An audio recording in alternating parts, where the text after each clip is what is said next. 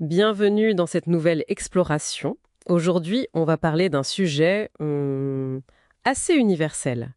La difficulté à dire non. Ah oui, un vrai défi pour beaucoup de monde. Exactement. Et les sources qu'on a consultées suggèrent que ce n'est pas juste une question d'organisation en fait.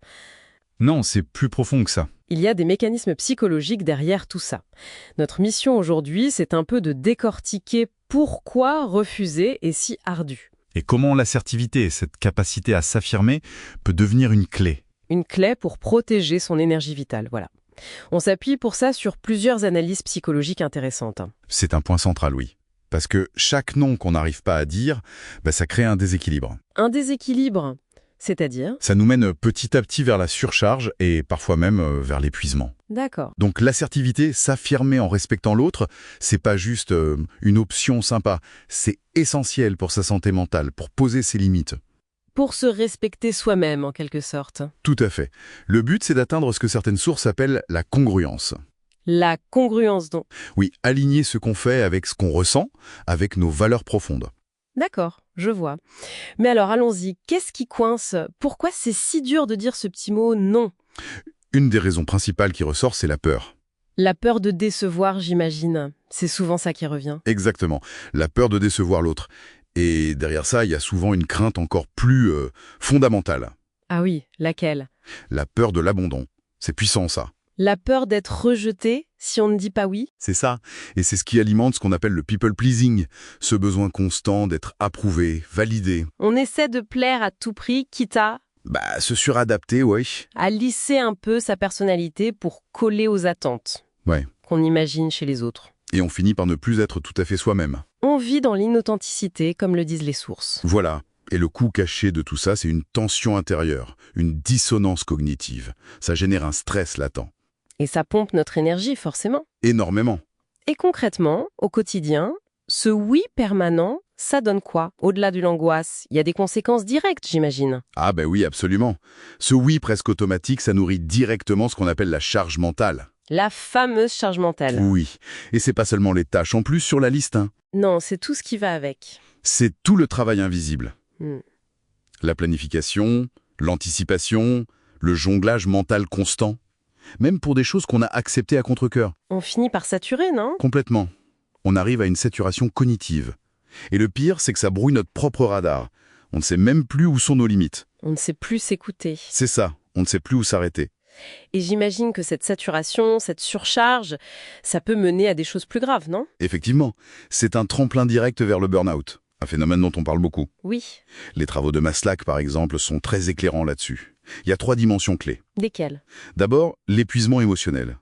On se sent vidé, complètement vidé, incapable de donner plus.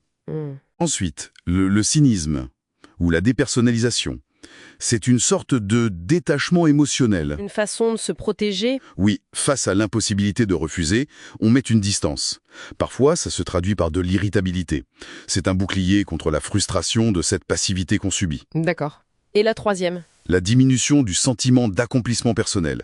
À force de s'éparpiller sur des choses non choisies, on finit par douter de sa propre efficacité. On a l'impression de ne plus rien faire de bien. C'est un cercle vicieux, en fait. Le tableau est assez sombre. Mais alors, comment on casse ce cercle?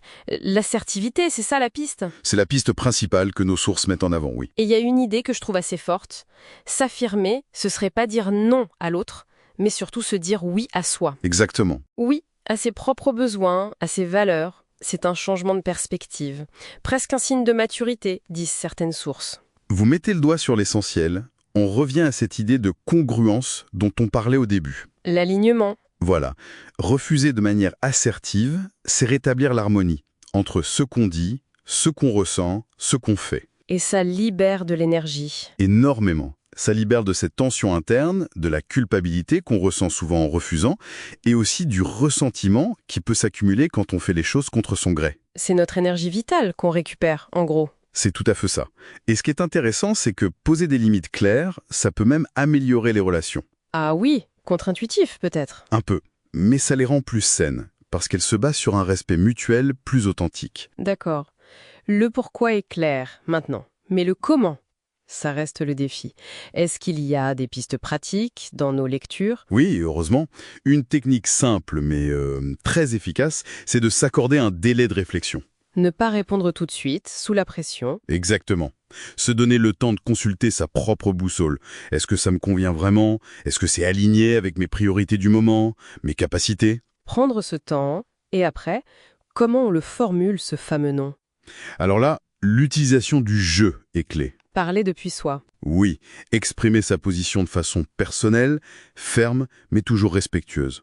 Je ne peux pas prendre ça en charge maintenant, mon planning actuel ne me le permet vraiment pas. Simple et direct. Et il vaut mieux éviter de se perdre en justifications trop longues. Ça peut affaiblir le message paradoxalement. D'accord. Et puis, il y a tout le non-verbal. La posture, le ton de la voix, calme mais ferme. Tout ça participe à la congruence, à la clarté du message. Clarté, concision, respect. Voilà les maîtres mots. Bon, si on résume un peu tout ça, apprendre à dire non, finalement, c'est loin d'être égoïste. Non, au contraire. C'est une compétence essentielle pour se préserver, pour gérer son énergie consciemment. C'est un acte d'autopréservation, oui. Et c'est une protection active contre la surcharge, contre le burn-out. Tout à fait. C'est fondamental. Et pour conclure, peut-être une petite réflexion?